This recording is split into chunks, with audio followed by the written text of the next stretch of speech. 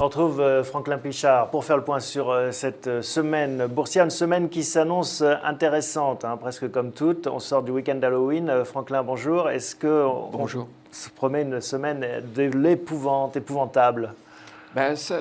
Oui, enfin l'épouvante, peut-être pas parce qu'on sait où on va, mais en tout cas une semaine passionnante.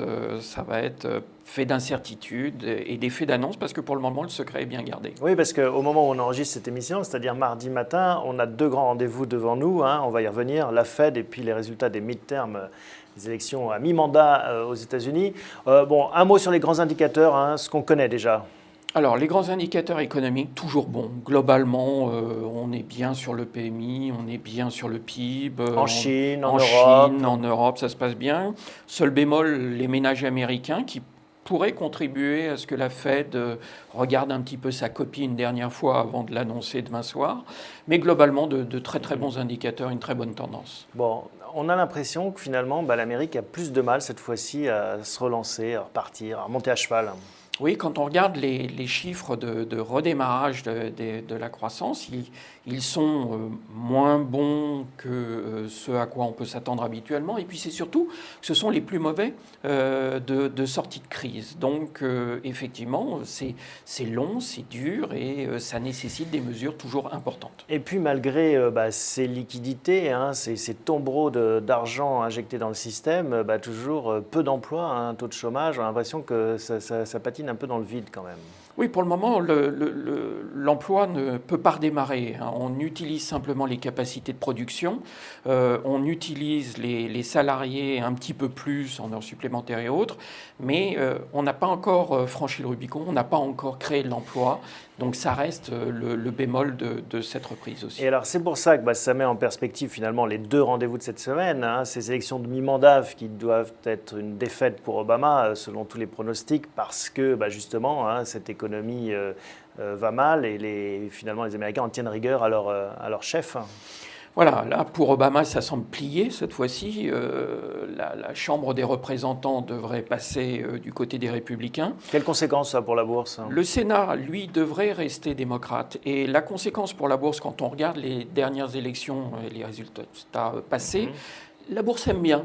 Elle aime plutôt bien cette cohabitation à l'américaine. Cette cohabitation à l'américaine est plutôt bien perçue. On voit différents secteurs qui peuvent en bénéficier, d'autres qui sont un petit peu mis de côté. Mais globalement, ça a toujours été salué. Alors, est-ce que ça le sera encore cette fois-ci? On verra. Bon, faut attendre déjà les résultats et après on verra les conséquences boursières. Et puis alors la Fed, c'est trick or treat, on reste là-dedans. Est-ce que ça va finalement être un petit trick, c'est-à-dire un tour, ou est-ce que finalement ça va, ces douceurs, atténuer les problèmes et éviter le pire, c'est-à-dire la déflation? Oui, alors on peut imaginer que ça va éviter la déflation, mais au-delà, aujourd'hui, depuis des semaines, on disait 500 milliards, moins, plus, beaucoup plus. Là maintenant, on a là encore changé de discours. C'est comment ça va être annoncé, dans la durée, de quelle façon. Si c'est pour annoncer juste un montant, le marché ne s'en satisfera pas. Et surtout, ce que la Fed veut éviter, c'est un effet d'annonce qui, du coup, ferait que les marchés réagissent très violemment et très fortement, soit la hausse, soit la baisse. En tout cas, des marchés, on va regarder le graphique ensemble, des marchés qui sont restés très attentistes depuis une semaine, on le disait déjà la semaine dernière, dans l'attente de ce rendez-vous. Et on sent qu'on est à un tournant quand même, on plafonne, on teste les 3009, on aimerait bien aller au-delà, mais on a du mal. Oui, là, on sent qu'on est proche de la ligne d'arrivée. Franchement, on attend ça depuis des semaines. La Fed, ça peut débloquer ça? Voilà, la Fed peut débloquer dans un sens ou dans l'autre. Élection plus Fed. Alors après, on va dire... Le mauvais scénario, ça serait quoi? On retomberait à combien? Mauvais scénario, ce serait de reperdre 200-300 points sur un indice à 3006. Voilà, on pourrait revenir sur un niveau de 3006 sur correction pour mieux repartir. Il ne faut pas oublier que le prochain rendez-vous, c'est le G20. Là, il faut attendre encore un petit peu, une semaine de plus. C'est bien fait quand même. Oui. Et le bon scénario, c'est 4100? Le bon scénario, c'est 4100 exactement. Bon, on se quitte avec l'agenda. Qu'est-ce qu'on va surveiller? Hormis ces rendez-vous, cette semaine, il y a d'autres éléments? Oui, mais effectivement, tout va être vampirisé par les États-Unis. On a quelques indicateurs économiques en Europe qui devraient être plutôt bons. On aura l'emploi aux États-Unis encore vendredi. On aura la BCE, on aura le discours de la BCE, mais qui devrait être sans surprise, valider une amélioration du climat en Europe, une reprise de l'économie, un meilleur financement par les banques. Mais bon, ça passera au second plan quand même cette semaine. Obama et Bernanke, les deux stars de cette semaine. Et puis Franklin Pichard également. Merci Franklin.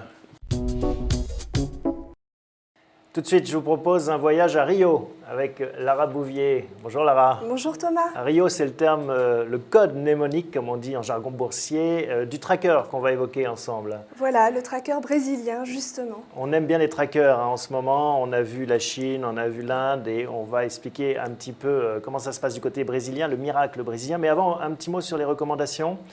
Le suivi des recommandations ensemble. Alors le suivi des recommandations ensemble, on avait proposé Transgène, donc qui est actuellement légèrement inférieur au cours, donc on va conserver. Oui. On avait recommandé il y a 3 semaines Luxottica.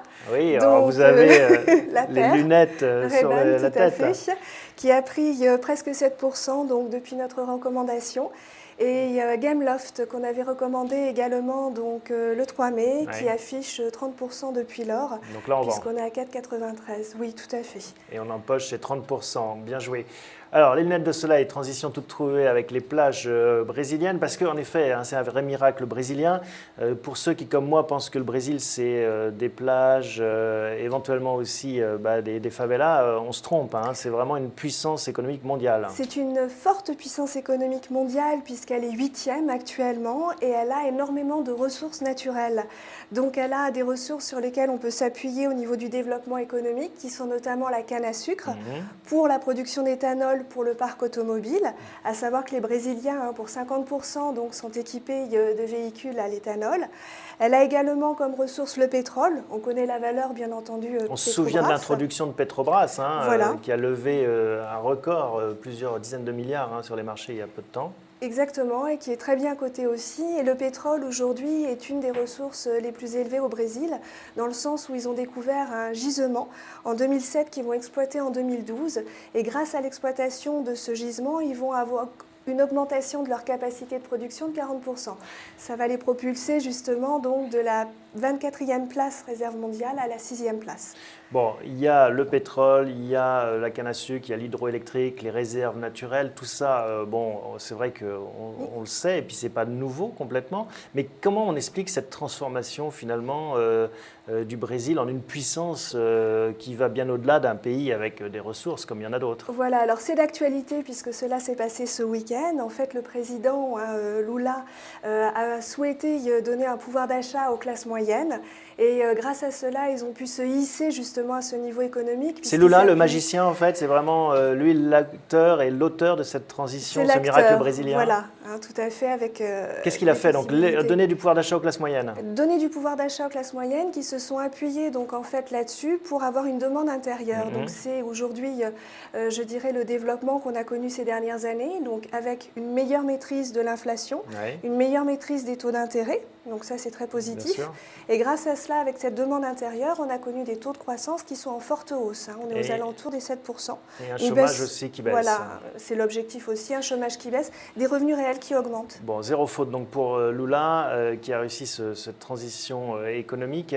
Lula qui cède, vous le disiez, ce week-end, la main à une femme qui devient présidente, autre signe finalement de la modernité de ce pays. Exactement, donc Dilma Rousseff qui reprend la main, qui s'est engagée aujourd'hui justement à continuer, je dirais, dans ce rôle de puissance économique, en maîtrisant d'une part donc, les dépenses d'État et d'autre part en aidant les exportateurs brésiliens qui doivent faire face à une augmentation du réel brésilien par rapport au dollar.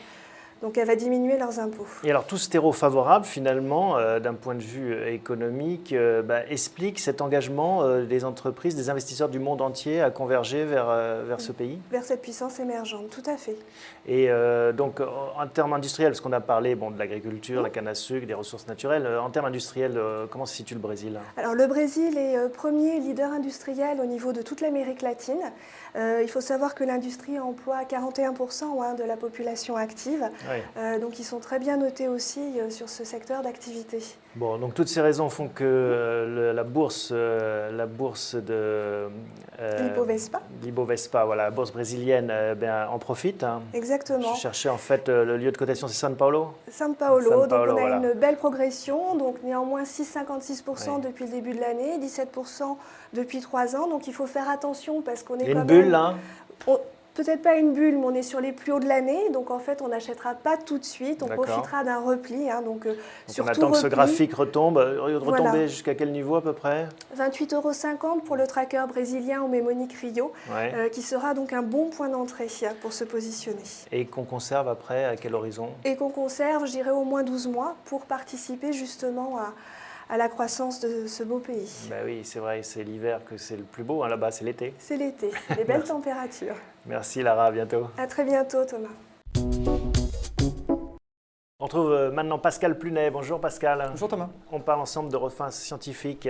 On rappelle le métier de Refins, c'était un chouchou des boursiers pendant des années. Que font-ils précisément? C'est des bioanalyses en fait, c'est de l'analyse d'échantillons d'air, de sol, d'eau. On avait déjà un peu parlé de ce business quand on avait conseillé l'achat Biomérieux, qu'on avait vendu très bien. On est sorti à 92 €, Biomérieux vaut 69. Ils ont révisé 2 fois successivement leurs estimations sur l'année à la baisse. Biomérieux là. Biomérieux je parle. Donc on a envie un petit peu d'attendre sur Biomérieux, peut-être qu'il faudra la racheter, de regarder un petit peu leur business, comment il évolue. Et c'est pour ça que vous regardez Eurofins. Exactement. Eurofins est dans une situation différente.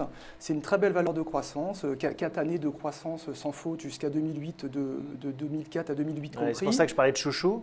Exact. Mais je disais aussi c'était, parce qu'il y a eu un accident depuis. Il y a eu un accident de parcours assez important en 2009, puisque pour la première fois depuis 4 ans, cette société a publié une perte opérationnelle de 11 millions d'euros.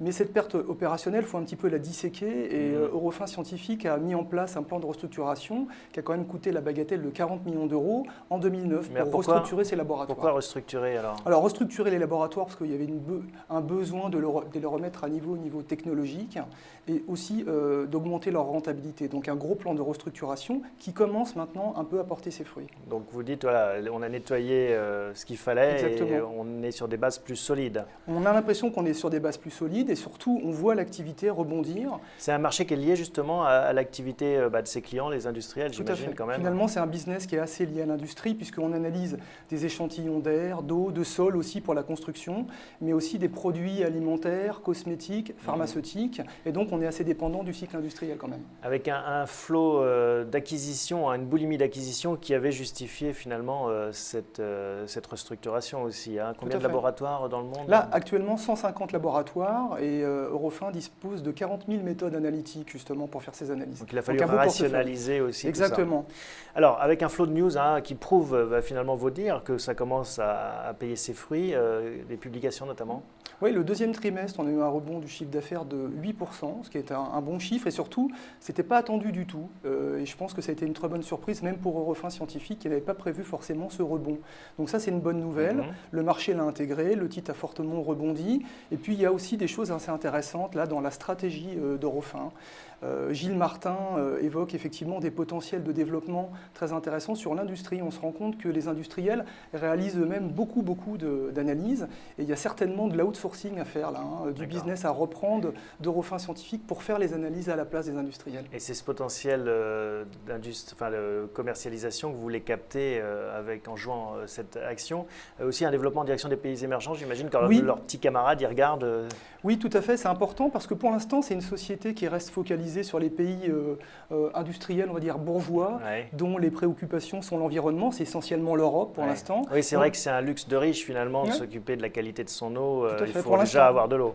Pour l'instant, on le voit dans le chiffre d'affaires d'Eurofins, c'est 60% sur l'Europe, il y a à part égale à peu près 20% France, Allemagne, Scandinavie, donc vraiment les pays qui sont en prise sur les préoccupations environnementales. Mais ça devrait se répandre quand même. Oui, tout à fait. Alors ça devrait se répandre. Par exemple, aux États-Unis, Eurofins ne réalise que 10% de son chiffre et on pense aussi qu'il y a un potentiel de développement important sur les émergents. Là, cette année, Eurofins a ouvert 3 nouveaux laboratoires, 2 en Chine et 1 récemment à Bangalore pour l'analyse de produits alimentaires.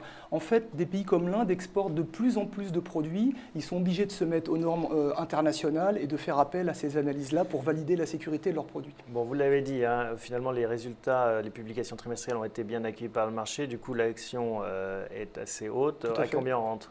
Alors là, on est à peu près entre 43 et 44 euros. Il faudrait attendre un petit repli idéalement vers 40, 41 euros, puisqu'on vise 48%. D'accord. 48 euros. 48 euros. Excusez-moi. On peut viser 48%, mais là, c'est 48 euros. Ça viendra certainement. Mais donc dans un on rentre premier temps, à 40 et on vise 48. Exact. Merci Pascal. Merci à vous. À bientôt.